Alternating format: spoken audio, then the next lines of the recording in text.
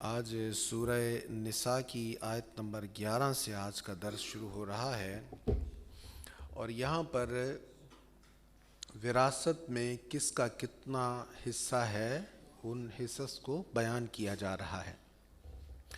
ہم گزشتہ سبق میں پڑھ چکے ہیں، اللہ تعالیٰ نے فرمایا کہ مردوں میں ان کا بھی حصہ ہے، عورتوں کا بھی حصہ ہے، اور ہر حصے دار کو اس کا حق دو، مما قل منہ او کثر، چاہے وہ کم سے کم ہے یا زیادہ سے زیادہ ہے، کم سے کم بھی جس کا جتنا حصہ ہے تو ہر حصہ دار کو اس کا حصہ ضرور دو۔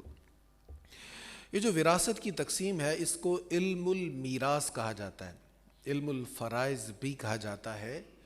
یہ بڑا اہم علم ہے، یہ فرض کفایہ ہے۔ فرض کفایہ کا مطلب یہ ہوتا ہے کہ ایک علاقہ ہے، وہاں پہ سب لوگوں کو تو نہیں پتہ لیکن کچھ لوگوں کو پتہ ہے۔ اب کچھ لوگوں نے جب وہ سیکھ لیا تو جب ضرورت پڑے گی عوام کو، لوگوں کو، تو وہ ان سے پوچھ لیں گے۔ تو اب جو چند لوگوں نے سیکھا ہے یا ایک بندے نے سیکھا ہے، ایک بندہ ماہر ہو گیا تو سب کا فرض ادا ہو گیا، کوئی گناہ گار نہیں ہے۔ لیکن اگر کوئی بھی نہیں سیکھے گا تو سارے گناہ گار ہوں گے۔ تو فرض کفایہ کا یہ مطلب ہے اگر کوئی بھی نہیں کرے گا اس کام کو تو سبھی گناہ گار ہوں گے، کوئی کر لے گا تو سب کی طرف سے فرض ادا ہو جائے گا۔ تو یہ بڑا بنیادی یہ علم ہے، علم المیراث، اس کا جاننا، اس کے بارے میں معلومات رکھنا، یا جس کے متعلق جو مسئلہ ہے اس کو اپنے متعلق کم از کم جاننا، یہ فرض ہے اس کے لیے۔ دیکھیں، علم المیراث کا پتہ ہوگا تو وراثت کی صحیح تقسیم ہوگی، وگرنہ ہم اپنے حساب سے جس کو ہم نے بہتر سمجھا اس کو زیادہ دے دیا، جس کو بہتر نہ سمجھا اس کو کم دے دیا۔ اب جب ہم نے اپنی مرضی سے کمی بیشی کی ہے تو اس میں ظاہری بات ہے پھر اللہ تعالیٰ کے حکم کی ہو گئی خلاف ورزی۔ اب اس میں اجازت نہیں ہے کہ آپ اپنی مرضی کریں۔ آپ کا اپنا مال ہے، آپ اپنی زندگی میں خرچ کر رہے ہیں، کسی کو کم دے رہے ہیں، کسی کو زیادہ دے رہے ہیں، تو یہ آپ کا اختیار ہے۔ لیکن مرنے والے کا جو مال ہے اس پر کسی کا کوئی اختیار نہیں ہے، 100% مرنے والے کا بھی اختیار نہیں ہے وصیت میں، وہ بھی میں عرض کر دوں گا، گزشتہ جمعہ میں نے اشارہ کیا تھا۔ تو اب صحیح تقسیم ہوگی تو دنیا کا فائدہ ہوگا، صحیح تقسیم ہوگی تو آخرت بہتر ہوگی۔ اب ظاہر ہے جو دوسروں کے مال پر ناجائز قبضہ کرے گا اور اس کو پھر جائز بھی سمجھے گا تو یہ تو بہت بڑا جرم ہے۔ ایک تو حرام کام کیا، پھر اس کو درست سمجھا اور اس کو اپنا رائٹ سمجھا۔ اس لیے اس علم کا جاننا بہت ضروری ہے، اور یہ دنیا کے اعتبار سے بھی، آخرت کے اعتبار سے بھی ہے۔ یہ قوانین اللہ تعالیٰ نے بیان فرما دیے، حصص کو مقرر کر دیا تاکہ سرمایہ ایک جگہ پر ٹھہرا نہ رہے۔ یہ معیشت کا اصول ہے نا کہ پیسے آگے چلتے رہیں گے تو معیشت بھی چلتی رہے گی۔ سرمایہ سمٹ کے ایک ہی جگہ پر رہ جائے گا تو امیر امیر تر ہوتا جائے گا، غریب غریب تر ہوتا جائے گا۔ اب دنیا میں کسی چیز کی کمی تھوڑا ہے، صرف تقسیم غلط ہے۔ جن کے پاس ہے ان کے پاس اتنا ہے تو چاہیں تو ایک فٹ بال کے کھلاڑی کو کروڑوں ڈالر کا اس کے ساتھ ایگریمنٹ کر لیں، اتنا بڑا اس کے ساتھ ایگریمنٹ کر لیں کہ وہ اگر دولت کو ایک غریب ملک کے بھوکے لوگوں میں تقسیم کر دیا جائے تو ان کی بھوک کا مداوع ہو جائے۔ تو تقسیم غلط ہے۔ تو تقسیم درست رکھنے کے لیے اللہ تعالیٰ نے ان قوانین کو بیان کر دیا۔ اب آیت کا ترجمہ جو ہے وہ ہم بعد میں جائیں گے، چند کچھ ضروری چیزیں میں پہلے عرض کر دوں۔ کون وارث ہوتا ہے، کس نسبت کے ساتھ وراثت چلتی ہے؟ تو اس میں سب سے پہلی چیز ہے نسب۔ نسب کی وجہ سے وارث ہوتے ہیں، وراثت تقسیم ہوتی ہے۔ اب نسب میں اصول ہے اور فروع ہے، یہ دو لفظ بولے جاتے ہیں، اصل جڑ، فرع برانچ۔ تو وراثت آباء و اجداد کی طرف بھی جاتی، باپ کی طرف بھی جاتی ہے، وراثت اولاد کی طرف بھی جاتی ہے۔ تو یہ وراثت کا جانا ہے نسب کی وجہ سے۔ اور وراثت کے آگے جانے کا دوسرا سبب ہے نکاح۔ کسی کا نکاح ہو گیا، شادی ہو گئی، تو اب ویسے تو وہ خاتون اس کی وارث نہیں بنتی تھی، لیکن جب شادی ہو گئی ہے، نکاح صحیح منعقد ہو گیا ہے، اب وہ اس کے مال میں سے وارث ہوگی۔ تو دوسری وجہ ہو گئی نکاح۔ اچھا، یہاں پر یہ بھی نوٹ کر لیں، ذہن میں بٹھا لیں کہ اگر کسی نے اپنی بیوی کو طلاق دے دی ہے اور ابھی عدت ختم نہیں ہوئی، دوران عدت ہی اس مرد کا وصال ہو گیا، تو اب عدت میں ہونے والی مطلقہ کو اس کا حصہ ملے گا۔ تو نکاح بھی ایک سبب ہے۔ ہمارے یہاں ہوتا یہ کہ جس کو طلاق دے دی اس کو حصہ نہیں دیا جاتا کہ تجھے تو طلاق دے دی، اس کا جب تک عدت والا تعلق ہے اس کے ساتھ، وہ وراثت میں سے وہی حصہ لے گی جو بیوی کو حصہ دیا جاتا ہے۔ اور ایک تیسرا سبب ہے جو آج کل مفقود ہے، وہ ہے ولا۔ مثلا کسی کا غلام ہے تو غلام کا مال جو ہے اس کا وارث اس کا آقا ہوگا۔ تو غلام آج کل ہے نہیں، لیکن بہرحال یہ ایک سبب ہے۔ تو تین وجہیں ہوتی ہیں۔ اب ورثاء جن کے حصص کو بیان کر دیا گیا، قرآن کریم میں بھی بیان کر دیا گیا، حدیث مصطفیٰ میں اس کی ڈیٹیل آ گئی ان آیات کی۔ ایک تو 11 نمبر آیت ہے سورہ نساء کی، 12 نمبر آیت، یہ بنیاد رکھتی ہے، اور سورہ نساء کی آخری آیت، یہ تین آیتیں بنیاد ہیں علم المیراث کی۔ جو اصول ان تین آیتوں میں بیان ہو گئے، انہی کی وضاحت پھر احادیث میں آ گئی، اور پھر سارا علم المیراث اس کے اندر ہے۔ اب ہیں تین آیتیں، لیکن اس میں اتنی وسعت ہے، اتنا علم ہے کہ میں یہ دعویٰ نہیں کر سکتا مجھے ان تین آیتوں کی تمام جزیات کا پتہ ہے۔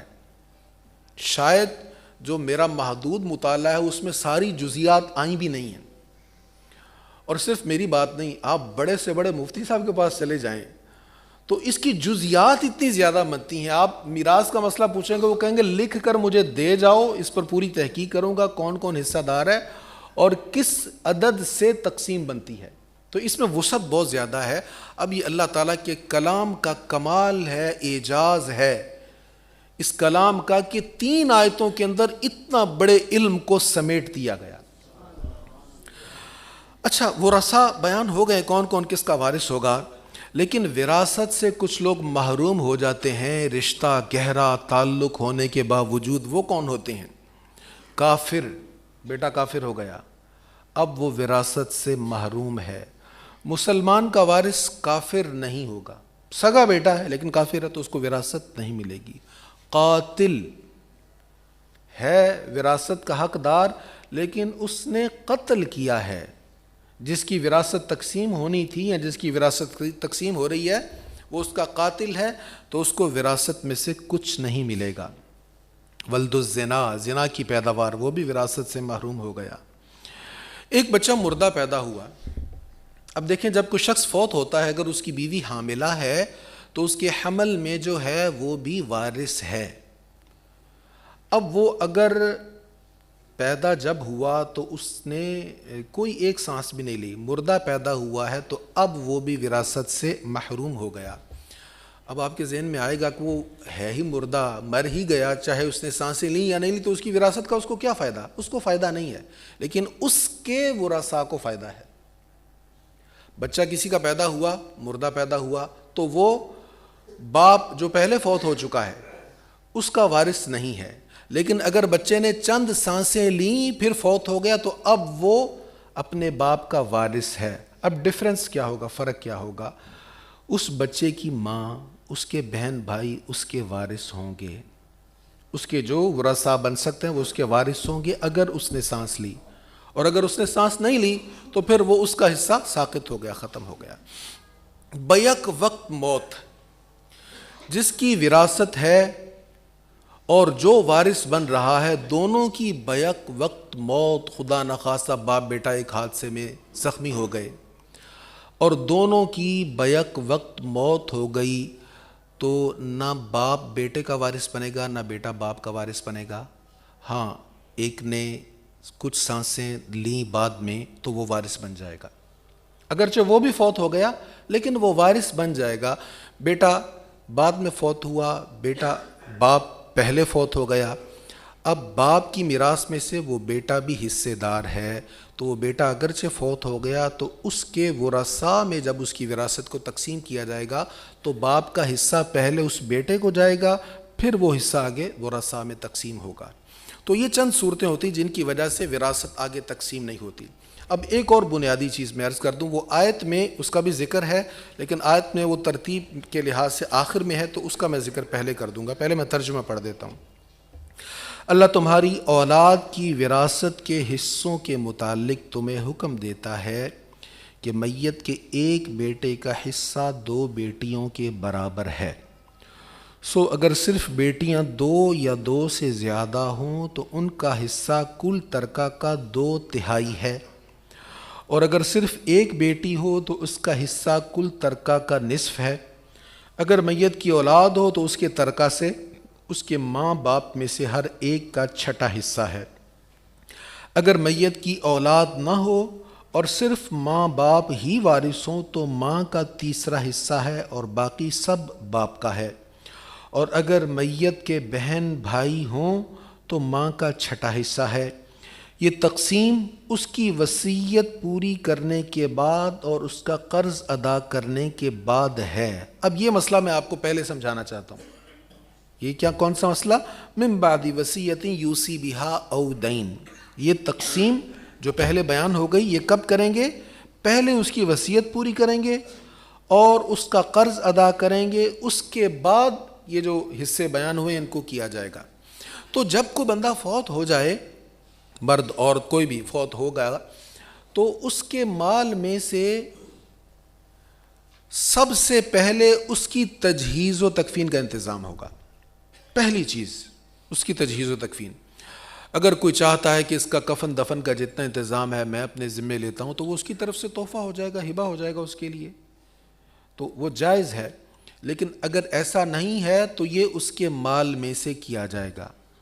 اس کے کفن کا انتظام، اس کے غسل کا انتظام، جہاں دفن کرنا ہے وہاں، قبرستان کے اخراجات، بیرون ممالک میں تو ٹیکس ہوتا بہت زیادہ، بڑے اخراجات ہیں وہاں پر۔ اچھا، پھر اگر گاڑی میں میت کو لے کر جانا ہے تو وہ سارے اخراجات، تو یہ سب کچھ نکالا جائے گا سب سے پہلے اس کے مال میں سے۔